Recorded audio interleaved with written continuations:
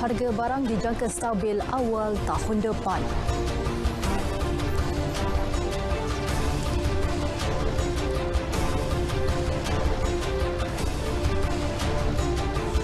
Lima kawasan di Sarawak dinaik taraf secara rasmi sebagai daerah.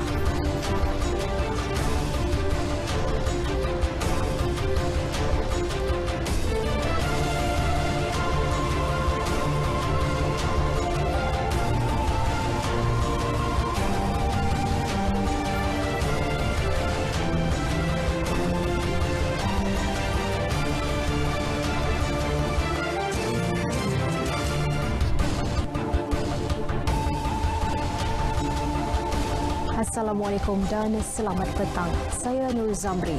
Berita wilayah hari ini akan melintas langsung dari Sarawak, Sabah dan Pahang. Antara tumpuan pelbagai aktiviti menaik meriahkan penganjuran 4 hari program 100 Hari Aspirasi Keluarga Malaysia. Terus setia bersama berita wilayah.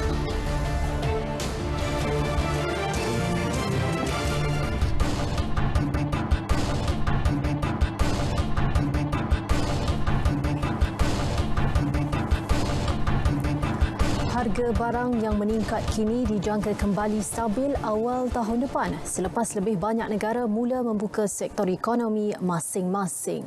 Perdana Menteri Datuk Seri Ismail Sabri Yaakob berkata sekatan pergerakan turut dialami negara luar yang mengeksport produk makanan kepada Malaysia sekaligus mengakibatkan penawaran berkurangan. Kerajaan katanya menyedari rakyat yang terkesan akibat kenaikan harga barang. Justru kerajaan telah menganjurkan program jualan murah yang menawarkan harga barang yang rendah selain memberi peruntukan dan insentif kepada golongan terkesan. Walaupun di luar kawalan kajian tak berpeluh tubuh mengatakan kami tak mampu buat apa-apa. Sebab kajian terus membantu untuk mengurangkan bebanan kerana kenaikan harga. Dan salah satu yang kita laksanakan adalah jualan murah. Saya percaya saya difahamkan 20 hingga 50% diskaun harganya. Ini juga untuk membantu rakyat dan program ini dilaksanakan selama 3 bulan sehingga bulan Mac. Tujuannya untuk mengurangkan tekanan kepada rakyat. InsyaAllah kalau harga dah stabil besok, saya percaya kita akan kembali normal, iaitu harga barangan yang kita beli murah seperti dulu. Pelbagai program dan projek akan terus dilaksanakan kerajaan dalam usaha menjaga kepentingan serta kebajikan rakyat bagi mengurangkan beban mereka. Kementerian Pembangunan Luar Bandar juga telah menerima peruntukan tambahan sebanyak RM500 juta antaranya bagi meningkatkan infrastruktur di kawasan luar bandar. Beliau berkata demikian ketika berucap pada program Khatan Perdana Parlimen Bera di Dewan Majlis Daerah Bera Padang Luas di Bera Pahang. Datuk Seri Ismail Sabri mengakui koperasi di seluruh negara boleh membantu menangani masalah kenaikan harga barang bagi mengurangkan tekanan dan beban kewangan rakyat yang terkesan susulan pandemik COVID-19. Antara yang boleh dilakukan ialah mewujudkan pemborong koperasi khusus untuk membekalkan barangan secara pukal pada harga murah kepada seluruh koperasi dan kaedah itu akhirnya turut dapat dinikmati oleh rakyat. Supaya koperasi ini boleh beli secara banyak, secara bukan. Kalau ada 1,500 kedai, kita berpakat pula dengan Fama pun ada meniaga kedai. Kalau dia ada 1,500 kedai dia, kita ada 1,500, ada 3,000 kedai. Jadi beras, kalau Tazir beli beras 100 kampit, dia beli untuk seluruh koperasi di Malaysia, mungkin beribu kampit, puluh ribu kampit dia beli. Dan kalau kita beli harga pukal, harga akan turun. Beliau berkata demikian semasa merasmikan Mesyuarat Agung Koperasi Pekebun Kecil Daerah Bera di Kampung Batu Papan Bera. Cadangan menubuhkan pemborong khas koperasi itu akan dibincangkan lebih terperinci dengan pihak terlibat termasuk Menteri Pembangunan Usahawan dan Koperasi Tan Sri Noh Omar dan Suruhanjaya Koperasi Malaysia SKM.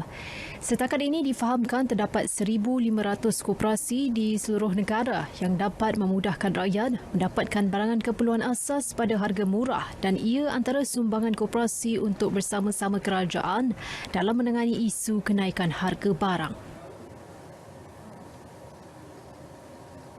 Selain itu, untuk menstabilkan harga ayam yang meningkat secara mendadak, beliau berkata kerajaan mengambil langkah mengimport ayam dari China dan Thailand. Tegas Perdana Menteri, Jabatan Kemajuan Islam Malaysia JAKIM mempunyai prosedur operasi standard SOP yang ketat dalam pemberian status halal dan ayam diimport itu telah mendapat kelulusan badan agama tersebut dan tidak perlu diragui. Sebelum kita luluskan satu-satu kilang penyembelihan ayam di luar negara, JAKIM akan pergi. JAKIM cek dulu untuk memastikan halal, baru cok halal dikeluarkan. Dan cok halal adalah cok halal daripada JAKIM yang diluluskan oleh JAKIM. Datuk Seri Ismail Sabri turut meluangkan masa meninjau harga barang pada program Jualan Keluarga Malaysia PJKM yang berlangsung di Jalan Center Triang dekat Perak. Meluangkan masa lebih setengah jam, beliau sempat bertanya khabar dan beramah mesra bersama pengunjung serta peniaga yang mengambil bahagian dalam program ini. Selain berkunjung ke gerai jualan, Perdana Menteri juga menyantuni petugas kerajaan yang turut mengambil bahagian membuka kaunter e-perkhidmatan Suruhanjaya Syarikat Malaysia SSM dan pejabat kesihatan daerah bagi pendaftaran suntikan dos penggala. Pelaksanaan program Jualan Keluarga Malaysia yang dilancarkan pada 2 Disember lepas oleh Perdana Menteri sendiri merupakan inisiatif kerajaan membantu meringankan kos sara hidup rakyat, terutamanya pengguna dalam kalangan berpendapatan rendah. Program menawarkan pilihan kepada pengguna untuk mendapatkan pelbagai barangan keperluan harian dengan harga hingga 20% lebih rendah daripada harga pasaran. Program 100 Hari Aspirasi Keluarga Malaysia yang berlangsung di Pusat Konvensyen Kuala Lumpur KLCC berakhir pukul 10 malam ini. Sepanjang 4 hari penganjurannya, pelbagai aktiviti dan acara menarik berlangsung untuk keluarga Malaysia. Bimala Kasturi Wirasami yang masih berada di lokasi mempunyai laporan semasa. Silakan. Terima kasih Nurul di Angkasa Puri. Saudara, program 100 Hari Aspirasi Keluarga Malaysia telah berlangsung selama 4 hari bermula 9 Disember hingga hari ini. Saya telah membuat liputan selama 3 hari di sini dan saya dapat lihat ramai pengunjung yang hadir untuk menyertai pelbagai aktiviti yang menarik dan berfaedah yang disediakan di sini.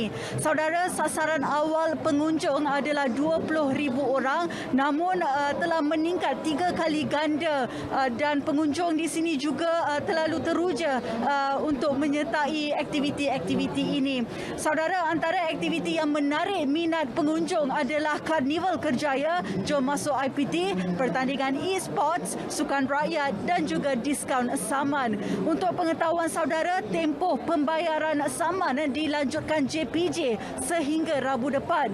Anda digalakkan membuat pembayaran secara dalam talian iaitu My Bayar Saman. Tempoh pengurangan kompaun bayaran saman polis di Raja Malaysia pula akan dilanjutkan sehingga 31 Disember ini iaitu sehingga hujung tahun ini. Perkara tersebut diumumkan Ketua Polis Negara Tan Sri Akril Sani Abdullah Sani selepas membuat sesi walkabout sebentar tadi di Pusat Konvensyen Kuala Lumpur KLCC. Pastinya ini merupakan berita baik kepada keluarga Malaysia. Saudara, sebentar tadi Ketua Setiausaha Negara Tan Sri Muhammad Zuki Ali telah melawat pameran kementerian-kementerian di bawah ini. Mengikut jadual, beliau juga akan menghadiri rumusan program 100 Hari Aspirasi Keluarga Malaysia. Beliau turut akan menyampaikan hadiah booth atau ruang pameran tercantik kepada 11 pemenang. Saudara, penganjuran pelbagai program dan inisiatif bertemakan aspirasi keluarga Malaysia ini juga akan akan berterusan bagi menjayakan pelan jangka sederhana dan jangka panjang kerajaan. Baik keluarga Malaysia, terima kasih kerana sentiasa mematuhi SOP sepanjang berada di Pusat Konvensyen Kuala Lumpur KLCC ini. Terima kasih juga kepada anda yang setia bersama RTM.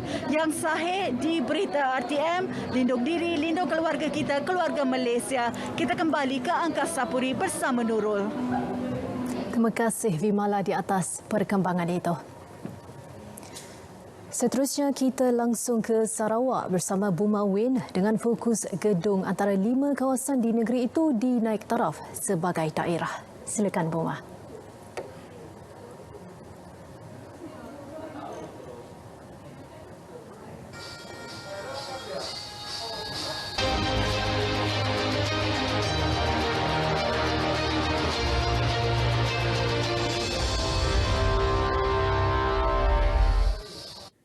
Salam sejahtera dan salam hormat.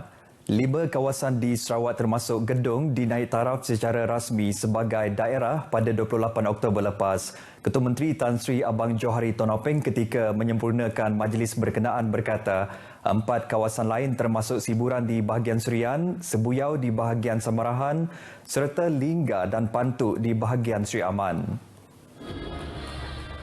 Dengan penaiktarafan gedung sebagai daerah penuh, ia bakal dilengkapi dengan pelbagai infrastruktur pentadbiran yang tersusun dan terperinci pada masa depan. Gedung akan dijadikan sebagai bandar satelit dengan kawasan kampung serta rumah panjang sekitarnya akan menikmati kemajuan pertanian moden. Integrated Regional Samarahan Development Agency IRSDA akan bertindak merancang dan membangunkan daerah di kawasan Samarahan ini. Pengiktirafan gedung sebagai sebuah daerah mendapat reaksi pelbagai daripada penduduk di daerah itu. Rata-rata penduduk melahirkan rasa syukur dan berterima kasih atas penaiktarafan itu dan terus berharap lebih banyak pembangunan akan dilaksana di kawasan itu.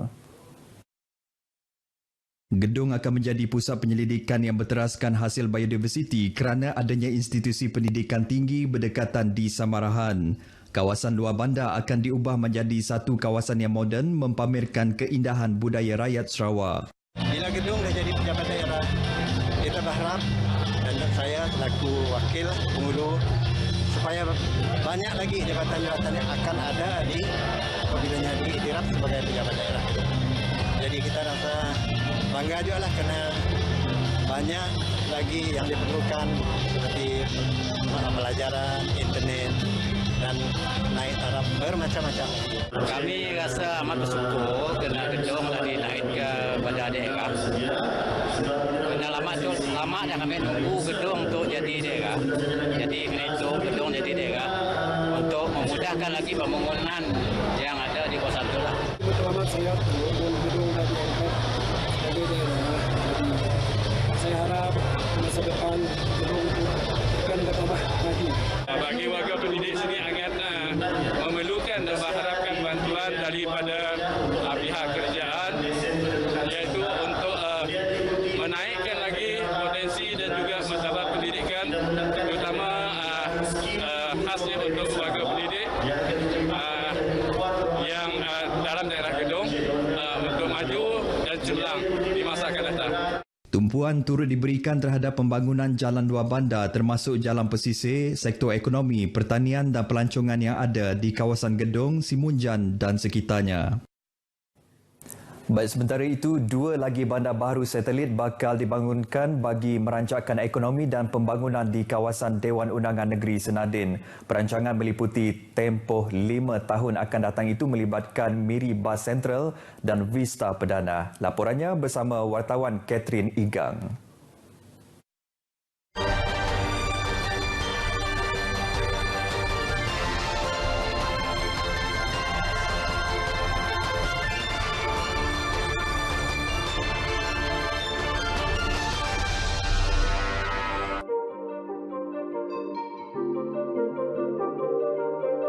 Tapak projek Miri Bas Sentral bernilai 23 juta ringgit yang dijangka siap pada 2024 diyakini mampu mengembangkan pertumbuhan sektor ekonomi.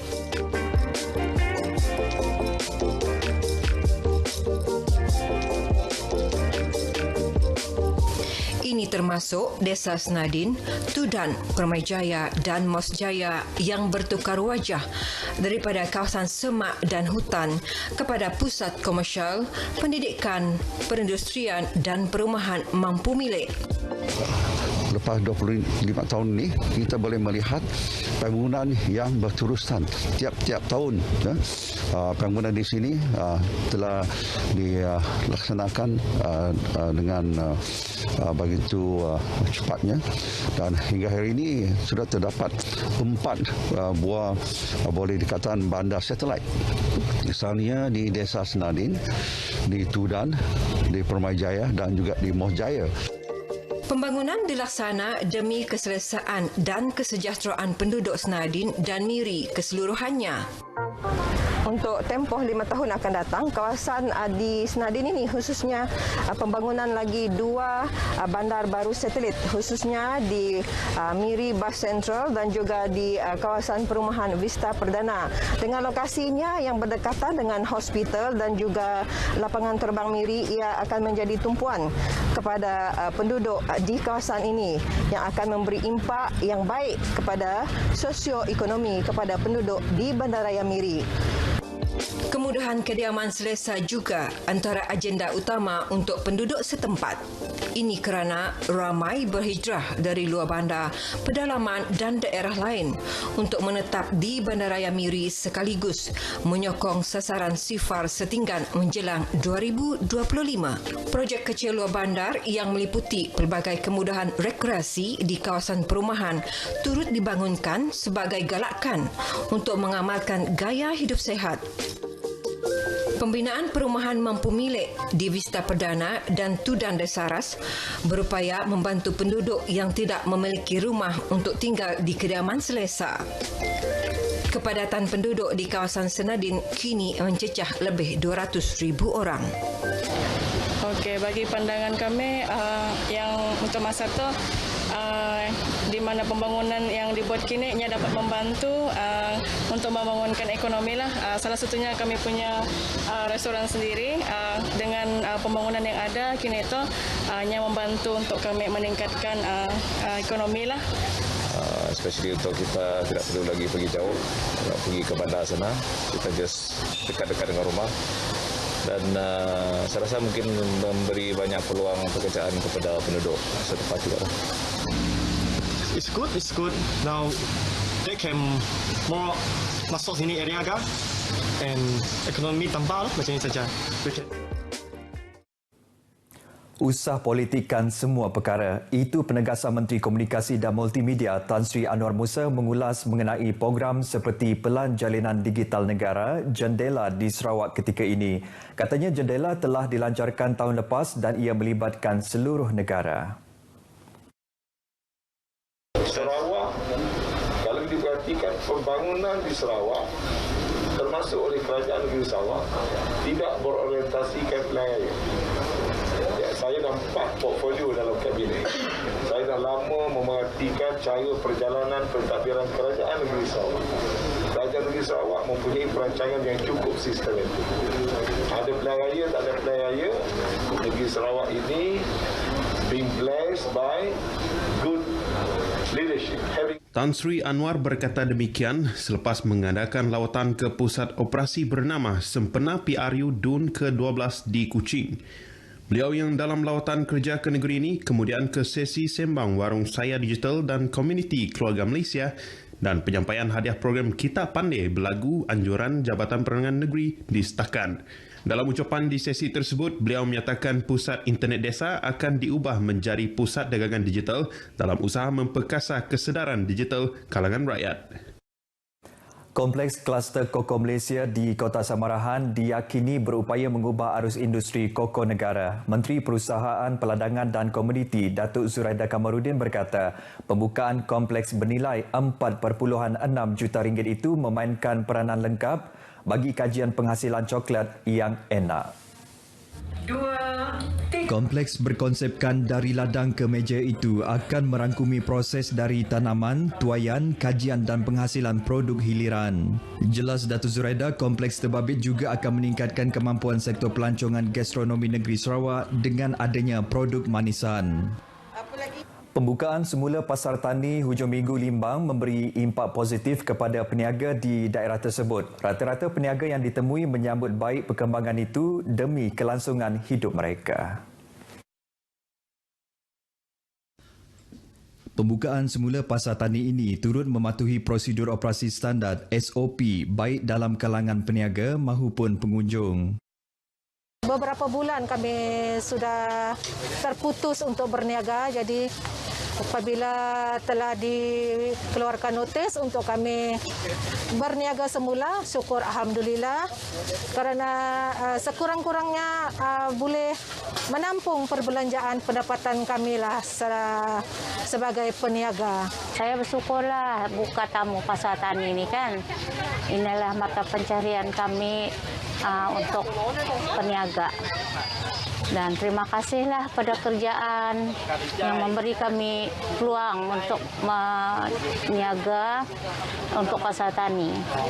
Terima kasih kepada Majlis Daerah kerana membenarkan kami berniaga di sini di Pasar Tani Limbang dengan pematuhan SOP yang bagus, yang baik. Lepas tu bersyukurlah dapat berniaga di sini. Bagi membantu banyak pihak yang terjejas pendapatan akibat diberhentikan kerja sepanjang tempoh pandemik COVID-19 melanda, satu Expo Kerjaya diadakan di Miri. Expo Anjuran Lembaga Penggalakan Minyak Sawit Sarawak Berhad MPOB. Expo disempurnakan calon gabungan Parti Sarawak GPS bagi DUN N73 Piasau Datuk Sebastian Ting Chiu Yu. Pendekatan yang dilakukan kerajaan bersama syarikat-syarikat peladangan ini bagi membantu masyarakat tempatan meringankan beban hidup mereka. Lebih ramai penduduk tempatan diminta mengambil peluang dengan mengisi kekosongan jawatan yang ada. Sementara itu, Ketua Pegawai Eksekutif Kumpulan SOPB, Paul Wong Hee Kuong berkata, walaupun 2 tahun kebelakangan ini harga komoditi sawit agak menurun, kini harganya kembali meningkat. Oleh itu, pihaknya memerlukan lebih ramai penduduk tempatan bekerja di sektor berkenaan. Prosedur operasi standard SOP yang sangat ketat dikenakan kepada semua calon yang berkempen sepanjang PRU DUN Sarawak ke-12. Di kawasan luar bandar yang rendah sambungan jalur lebar, kempen bersemuka dan pergerakan ke kawasan pengundi hanya dibenar dalam jumlah yang kecil. Ahli Parlimen Sibuti Lukan Nisman Awang Sauni berkata, walaupun kekangan tersebut menyebabkan beliau merasakan tempoh kempen agak panjang, namun SOP itu penting untuk dipatuhi bagi mengelak penularan pandemik COVID-19. Pergerakan calon yang dibenarkan hanya dalam jumlah 5 ke 8 orang. Manakala kebenaran berkempen menggunakan ruai-ruai rumah panjang juga perlu mengikut SOP yang ditetapkan. Beliau merasmikan program sepakat ad komuniti peringkat daerah Miri di rumah Brorita Lambir dekat Miri. Di DUN N71 Berkenu dan DUN N72 Lambir, aktiviti berkempen berjalan dengan baik tanpa sebarang kekecohan. Penduduk kampung juga diminta sentiasa berhati-hati menerima sebarang kumpulan yang berkempen dengan mematuhi SOP. Baik saudara, sekian perkembangan berita dari Sarawak. Patuhi prosedur operasi standard sepanjang pilihan raya umum Dewan Undangan Negeri Sarawak ke-12 ini. #Kami milih yang sahih di berita RTM. Kita kembali bersama Nurul di Angkasa Puri. Silakan Nurul. Syah bersama Pegawai Meteorologi Abdul Aizat Nazmi. Silakan Abdul Aizat. Assalamualaikum dan salam sejahtera. Laporan cuaca petang ini kita mulakan dengan amaran cuaca waspada yang berkuat kuasa pada hari ini seperti di daerah Rompin, Mesing dan juga Kota Tinggi bagi negeri Pahang dan juga negeri Johor.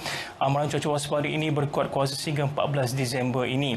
Dan bagi kawasan-kawasan lain pula seperti di hampir semua daerah Terengganu dan juga melibatkan daerah Kuantan sehinggalah ke sekitar daerah Pekan negeri Pahang berkuat kuasa pada esok hari sehingga 14 Disember 2021.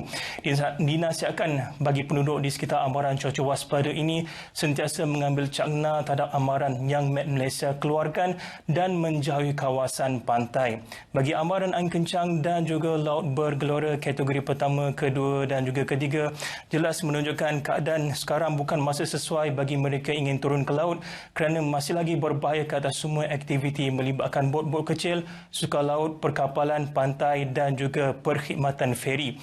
Bagi amaran kategori ketiga yang berwarna merah ini, ia berisiko ke atas pekerja di pelantar minyak. Bagi paparan imej gemarau yang terkini pula menunjukkan rumusan bagi cuaca hari ini, keadaan cuaca cerah di kebanyakan tempat. Namun hujan masih lagi kelihatan di sekitar selatan negeri Kedah dan juga daerah Larut Matang Selama.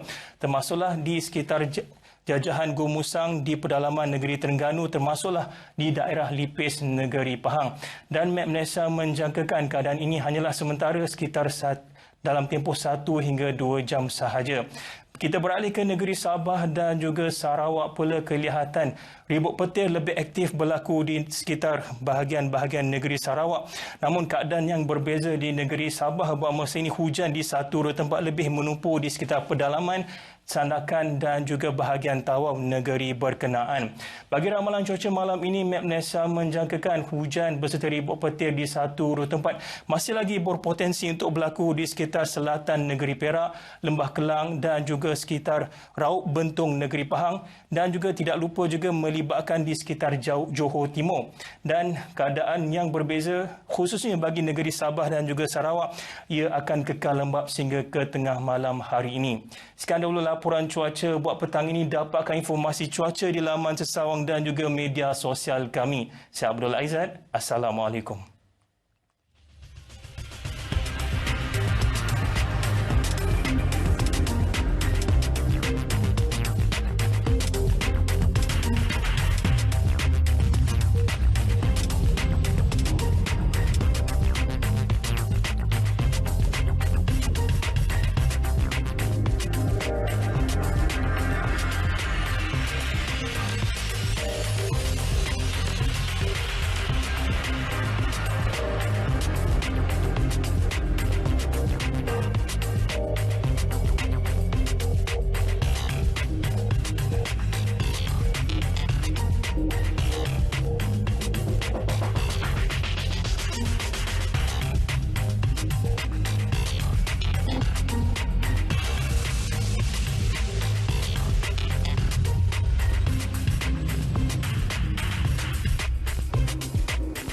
Bantuan pendidikan terbaharu bakal diperkenal tahun depan di negeri di bawah Bayu. Laporan itu antara perkembangan semasa dari Sabah dan langsung bersama Konstantin Palawan di Kota Kinabalu. Silakan, Konstantin. Betul Nurul, bantuan pendidikan terbaharu Sabah iaitu bantuan aktiviti sekolah Sabah Bagus dan anugerah kecermelangan anak Sabah Aksa bakal diperkenal tahun depan. Menteri Tugas-Tugas Khas Sabah Datuk Muhammad Arifin Muhammad Arif berkata, kedua-dua jenis bantuan berkenaan telah pun diluluskan melalui Belanjawan Sabah 2022 yang dibentangkan Ketua Menteri Datuk Seri Panglima Haji Jinor. Bagus, bantuan aktiviti sekolah Sabah di seluruh negeri ini untuk sekolah kebangsaan, sekolah menengah agama negeri dan sekolah agama negeri. Jadi ini akan diberikan kepada PIBG dan pengurusan sekolah, yang mana setiap sekolah akan menerima RM2,000. Datuk Muhammad Arifin yang juga Exco Pendidikan Negeri ditemui RTM dalam majlis penyampaian bantuan ihsan komputer baik peringkat daerah sempurna, Kunak Lahadatu dan Tunku di Sempurna. Beliau juga memaklumkan bantuan sedia ada iaitu program bantuan tunai pendaftaran IPT Budi dan bantuan khas tunai peperiksaan bakti masih diteruskan tahun depan. Dalam majlis ini sebanyak 1,052 komputer diagihkan untuk pelajar dari 23 sekolah di kawasan tersebut. Turut disampaikan bantuan bulanan Asnaf Fakir 2021 berjumlah RM286,920 kepada daerah kecil Tunku dan sumbangan khas pengurusan kepada Badan Dakwah Sempurna dan Tunku masing-masing RM5,000. Kerajaan negeri menerusi Kementerian Pembangunan Perindustrian komited memastikan kelangsungan perniagaan dan menyokong pemulihan ekonomi pasca COVID-19. Menteri Pembangunan Perindustrian, Datuk Dr. Joaquim Gunsalam berkata, ke arah itu strategi pemulihan ekonomi ditumpukan kepada usaha merancang dan melonjakkan semula aktiviti ekonomi melalui sektor pembuatan. Aktiviti teras sektor pembuatan seperti perkayuan, pertanian, perikanan dan industri minyak dan gas memainkan peranan penting dalam merancakan kembali ekonomi di negeri ini. Selain itu, kementerian akan terus mempromosi Sabah secara agresif melalui penganjuran acara antarabangsa dan domestik bagi menggalakkan perniagaan dan menarik pelaburan ke negeri ini. Ia akan dilaksana dengan kerjasama Kementerian Perdagangan Antarabangsa dan Pelaburan, MITI, Lembaga Pembangunan Pelaburan Malaysia, MIDA dan Perbadanan Pembangunan Perdagangan Luar Malaysia, MATRED. Datuk Dr. Joaquim yang juga Timbalan Ketua Menteri berucap demikian dalam Majlis Anugerah Kecemerlangan Industri Sabah 2020-2021 di Kota Kinabalu. Teks ucapan beliau dibacakan Pembantu Menteri Pembangunan Perindustrian Muhammad Tamin Zainal. Mengenai majlis ini, Datuk Dr. Joaquim berkata, ia bagi mengiktiraf syarikat yang telah menunjukkan prestasi cemerlang di samping mendorong syarikat untuk terus menambah baik produk dan perkhidmatan yang ditawarkan. Hasil dapatan projek penilaian pantas dan operasi vaksinasi RAVO dan Badan Bertindak Imunisasi COVID-19 CITF Daerah Sandakan akan dikemukakan kepada CITF Pusat dan Jabatan Statistik Negara untuk diselaraskan. Berdasarkan data RAVO, sebanyak 99% populasi dewasa daerah itu yang layak menerima vaksin sudah divaksinasi. Menurut Menteri Pembangunan Masyarakat dan Kesejahteraan Rakyat Datuk Shah Helmi Yahya, mengikut Jabatan Statistik Malaysia pada 2010 menunjukkan terdapat 363,100 populasi dewasa di Sandakan. Data tersebut menyebabkan kadar vaksinasi daerah ini masih di bawah 70% dan antara 6 daerah di Sabah yang mencatatkan statistik vaksinasi rendah. Sebenarnya jumlah denominator yang kita gunakan sekarang ini adalah denominator yang diberi oleh Jabatan Statistik Malaysia yang dibuat pada 2010 dan mereka membuat unjuran pertumbuhan penduduk dan mereka telah pun melaksanakan banci bagi tahun 2020 dan mereka akan mengumumkannya secara rasmi nanti. Beliau memberitahu sidang media selepas merasmikan Majlis Penghargaan Kawasan Rukun Tetangga KRT Daerah Sandakan dan sukarelawan program mobilisasi vaksin komuniti MOVAG PPV Dewan Batu Sapi di Sandakan. Seramai 300 sukarelawan MOVAG melibatkan 30 KRT di Sandakan menjayakan program imunisasi COVID-19 kebangsaan PICK. Usaha menyantuni rakyat terus dilaksana di semua peringkat. Terbaru, Pejabat Parlimen Sipitang dengan Petronas Chemical Fertilizer Sabah Sdn Bhd menerusi program Tanggungjawab Sosial CSR menyumbangkan 600 bakul makanan kepada penduduk B40 dalam kawasan Dewan Undangan Negeri Dun Sindumin. Timbalan Menteri Keuangan 2 Yamani Hafiz Musa berkata kolaborasi pihaknya dengan Syarikat Minyak Negara ini bagi meringankan beban penduduk yang benar-benar memerlukan sebelum tibanya perayaan Krismas tahun ini. Prihatin memberi bantuan terutama sekali dalam majlis perayaan yang tidak Krismas yang tidak lama lagi akan datang dalam bulan ini.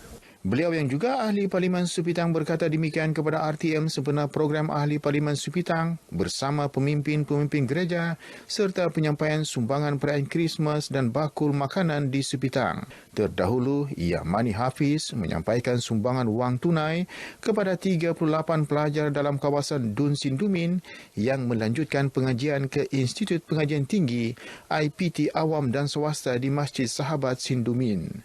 Setiap pelajar menerima wang tunai RM500.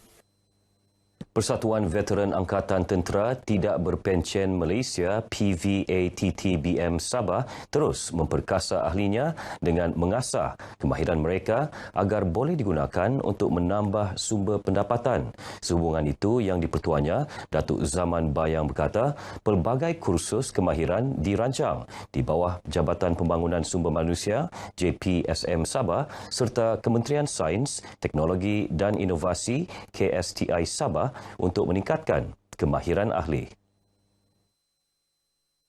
Kita ada peluang daripada perkhidmatan, dia akan menganjur pelbagai kursus khusus untuk mereka-mereka yang ingin berniaga, ingin menyambung kemahiran ataupun mempertingkatkan kemahiran mereka dalam bidang pertanian dan perikanan. Peniaga-peniaga yang lain bolehlah mendaftar kepada perkhidmatan.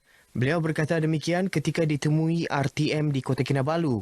Sementara itu, Setiausaha Perhubungan Awam KSTI, Romeo Ansau berkata, usaha tersebut berupa membantu ahli PVATTBM secara konsisten. Banyak yang saya lihat mereka boleh lakukan untuk kebajikan, kebaikan untuk ahli-ahli persatuan ini di negeri Sabah khususnya. Dari segi program pula, kita boleh bantu dari segi daripada kementerian sebab kita ada JPSM, Jabatan Pembangunan Sumber Manusia di bawah Kementerian Sains, Teknologi dan Inovasi. Kita boleh membantulah dari segi kursus-kursus keusahawanan, kemahiran. Setakat ini PVATTBM Sabah mempunyai 500 ahli berdaftar. Dan akhir sekali, konvoi Trans Borneo 2021 Land Below the Wind memulakan jelajahnya dari Kota Kinabalu ke kawasan pantai barat Sabah hingga ke pantai timur Sabah hari ini. Konvoi itu melibatkan 85 peserta termasuk Unduk Ngadau 2021, Maya Henoska yang merupakan Duta Pelancongan Sabah dan 30 kenderaan. Pelepasan konvoi disempurnakan pembantu menteri kepada Ketua Menteri Datuk Wetrom Bahanda mewakili Ketua Menteri Datuk Seri Panglima Haji Jinor.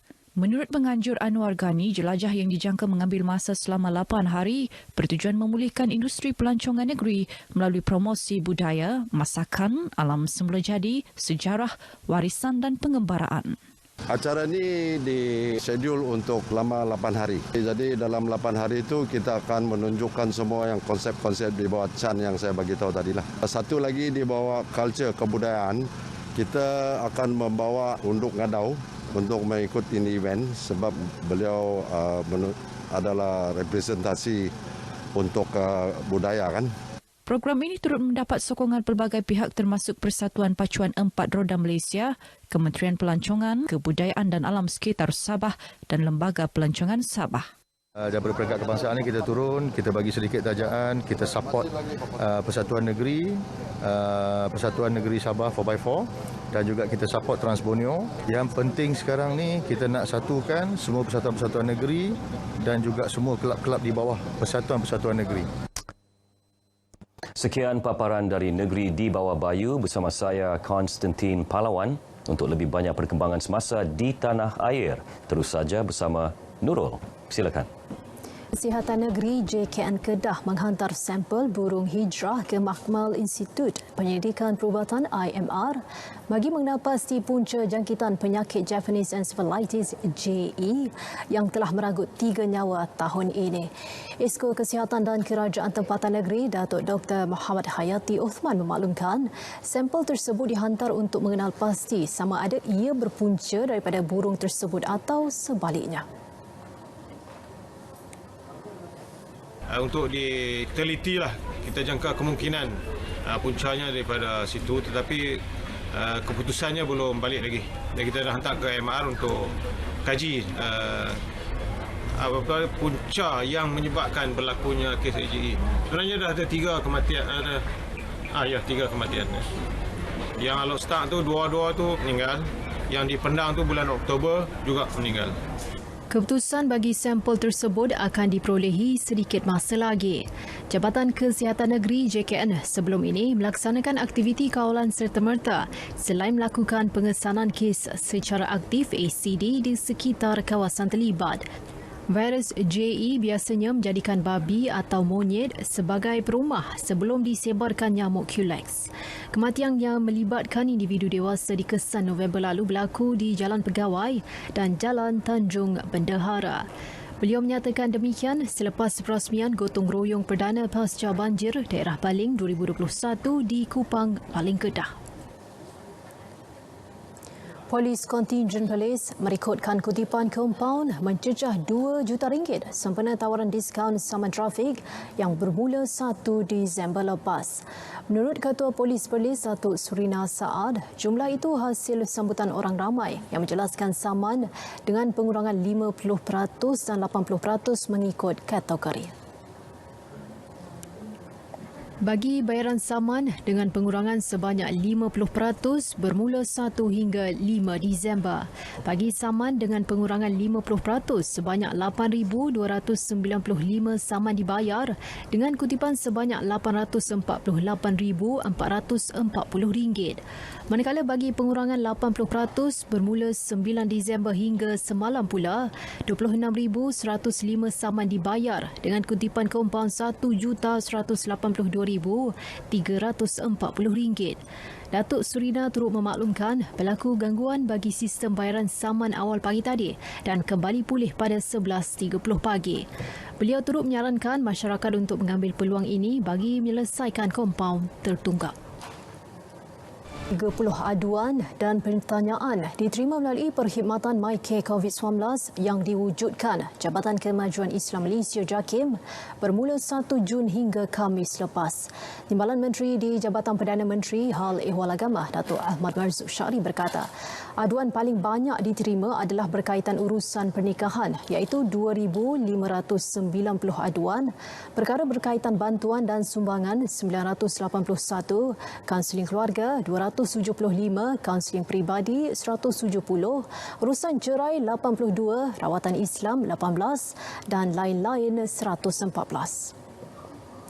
Seramai 15 pegawai dan kaunselor JAKIM ditugaskan khusus dalam memberi khidmat kaunseling dan nasihat terhadap aduan yang diterima melalui pelbagai platform termasuk panggilan telefon, aplikasi WhatsApp dan email. Dan memang mendapat sambutan yang sangat luar biasa. Jumlahnya sangat tinggi yang menelpon. Begitu juga yang tak sempat telefon, dia boleh email. Dia boleh email apa masalah. Kita akan jawab dalam masa yang sesuai bergantung kepada jumlah pegawai kita. Dan yang memanggil ini bukan sahaja di kalangan orang Islam, bahkan bukan Islam pun menerima khidmat nasihat daripada kita.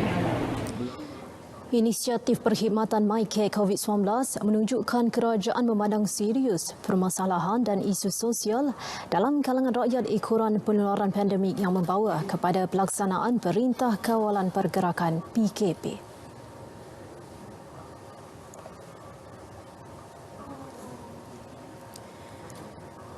Isu pembuangan sampah haram akan terus ditangani kerajaan negeri Pahang. Tindakan lebih tegas sedia diambil termasuk tindakan undang-undang seperti mana yang termaktub di bawah Akta Pengurusan Sisa Pepejal dan Pembersihan Awam Akta 672. Laporan penuh dan perkembangan lain dari Pahang langsung bersama Atira Haswa. Nurul, tindakan kerajaan negeri itu bukan untuk menghukum pihak tidak bertanggungjawab tetapi memberi kesedaran bahawa perbuatan itu bukan sahaja menjejaskan imej bandar bersih tetapi memudaratkan kesihatan awam. Tahun ini sahaja 9 kes sampah haram telah dibawa ke mahkamah mengikut Seksyen 14 dan Seksyen 71 Akta 672.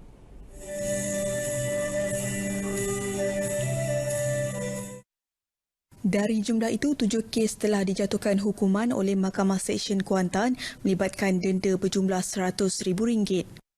Dan 4 adalah termasuk pengusaha kedai makan yang telah melupuskan sisa hasil dari perniagaan mereka di tempat yang tidak dibenarkan dengan alasan tidak mahu menanggung kos bila perlu dibayar apabila menghantar sisa makanan dilupuskan di tapak pelupusan. Jadi dia tak nak hantar ke tapak pelupusan, dia kena bayar. Dia buang merata-merata tepi jalan ke, tepi rumah orang ke, tepi laluan yang menyebabkan kacau ganggulah. Jadi ini adalah usaha yang perlu diambil tindakan bagi mereka yang engkar. Beliau berkata demikian selepas majlis penyampaian hadiah pertandingan Kita Semula Sekolah-Sekolah Peringkat Negeri dan Agensi Terbaik World Clean Up Day di Kuantan, Pahang. Pada majlis sama, Perbadanan Pengurusan Sisa Pepejal dan Pembersihan Awam SW Corp Pahang pelancarkan kempen Berani Teguh bertujuan menerapkan tanggungjawab masyarakat untuk mementingkan kebersihan dan tidak mudah membuang sampah merata-rata.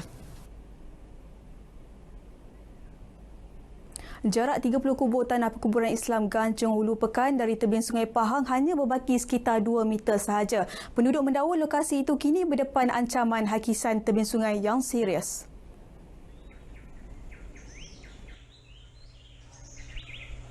Pengurusi Masjid Besar Ganjong Muhammad Nur Azmi Nordin mendakwa kesan hakisan ini disedari berlaku sejak 3 tahun lepas.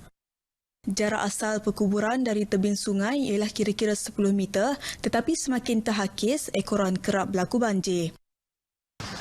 Kita minta kalau boleh pihak berwajib cuba tolong bagi penyelesaian lah dengan masalah ni, sebab seperti kita tengok sekarang dengan keadaan monsun yang penghujung ni, kemungkinan akan ada banjir ke tahun ini, jadi masalah ni makin lebih ketara.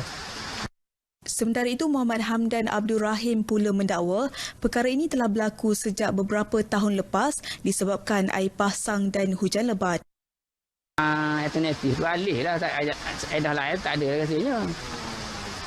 Jadi benda tu semua memerlukan kos, lepas tu pengalaman kita pun tak tahu, tak biasa benda gitu. Kawasan sini pun rasanya tak pernah lagi masa alih-alih kubur. Beliau berharap masalah ini dapat diselesaikan pihak berkuasa. Demi mengabadikan detik bahagia sebagai raja sehari, sepasang pengantin dibawa menaiki bot menyusuri Sungai Pahang sebelum bersanding di atas rumah rakit dekat Kampung Ganjong Tengah Pekan.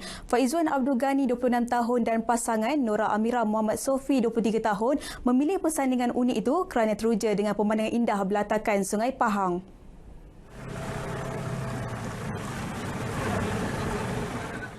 Tujuan sanding dekat rumah rakit ni sebab kita nak tengok pemandangan, sebab satu pemandangan yang unik kat sini, lawa, dapat tengok latar belakang air Sungai Pahang, air mengalir, suasana yang cantik lah bagi saya. Lepas tu saya pilih untuk bersanding dekat sini lah, sebab dia pemandangan yang menarik sangat. Betul, untuk kenangan punya. Pasangan ini juga dibawa menyusuri Sungai Pahang sebelum memulakan persandingan atas rumah rakit di Pora Jembara. Tak. So, masa naik nervous gila.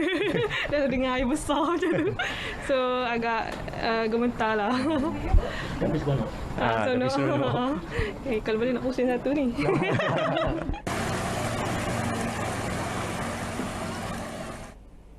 Setakat ini sahaja perkembangan semasa dari Pahang. Keluarga Malaysia terus amalkan kawalan kendiri, lindung diri, lindung semua. Kembali semula bersama Nurul di Angkasa Puri untuk laporan lain berita wilayah.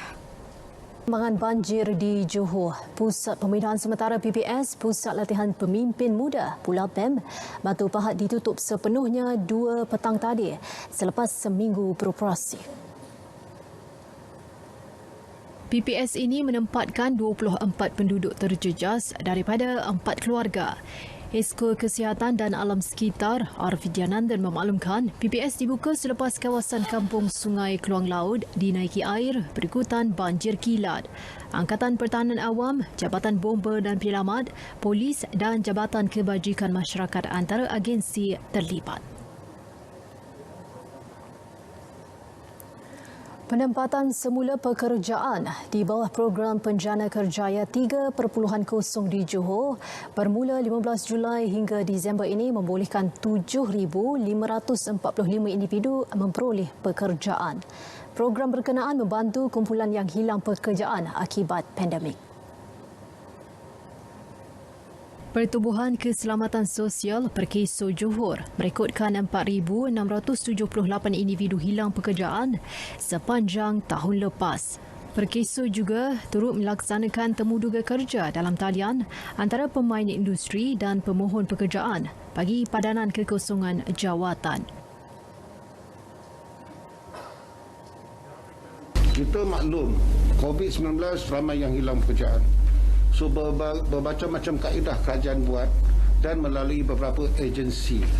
Selain daripada PKSO juga daripada unit SMI, Strategic Modalism. Kita cuba menyampaikan mesej kepada rakyat apa tawaran-tawaran kerja yang ada, berapa jumlah kekosongan yang ada. Sehingga Oktober, Perkeso membayar RM25.4 juta kepada 5,471 individu bagi alaun mencari pekerjaan selain 25,818 pendaftaran skim pekerjaan sendiri. Sukan Piala AFF Suzuki 2020, kemampuan sebenar skuad Harimau Malaya akan teruji malam ini apabila bakal berentap dengan juara bertahan Vietnam di Stadium Bishot. Ketua Jurulatih Tan Cheng Ho berharap pasukannya akan memanfaatkan setiap peluang yang diperoleh sebaiknya dalam usaha untuk melakar kejutan. Beliau yakin anak buahnya mempunyai keupayaan untuk melakar keputusan positif walaupun sedar ia tugas yang sukar. Yes, as we know that Vietnam has reached a certain level in the international football. Definitely they have the advantage, and we have been playing since 2019 with Vietnam. We didn't get a good result against them. Definitely, as a coach and our boys also looking forward to surprise Vietnam. As we know, they have the depth in the team, that the players they have. Then the most important that we have our strategy and our plan to play against Vietnam. Malaysia sebelum ini sudah meraih 2 kemenangan ke atas Kemboja dan Laos. Kejayaan menjinakkan Vietnam akan mencerahkan lagi peluang melangkah ke separuh akhir. Ketika ini, skuad kendalian Cheng Ho berada di tangga teratas kumpulan B dengan 6 mata, manakala Vietnam di tangga ketiga selepas mengumpul 3 mata ketika menentang Laos pada Isnin lalu. Sementara itu, Menteri Belia dan Sukan Datuk Seri Ahmad Faizal Azumu optimis dengan kemampuan Harimau Malaya untuk menundukkan Vietnam malam ini. Satu perlawanan yang sukar pada hari ini, dan saya harap pasukan Malaysia akan turun dengan penuh bersemangat, kekalkan momentum kemenangan 3-1, 4-0 dalam perlawanan-perlawanan sebelum ini.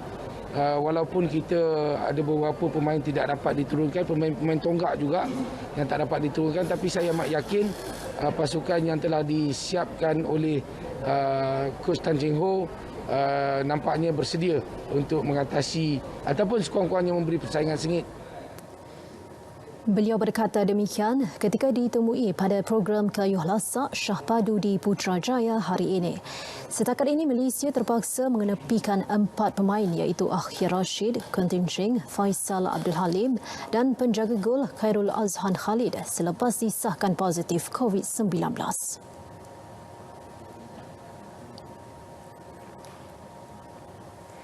Setiausaha Agong Majlis Olimpik Malaysia MOM, Datuk Muhammad Nazifuddin Muhammad Najib memuji Badan Induk Sukan Baseball Negara yang berusaha merakyatkan kembali sukan berkenaan ketika keadaan pandemik yang tidak menentu ketika ini.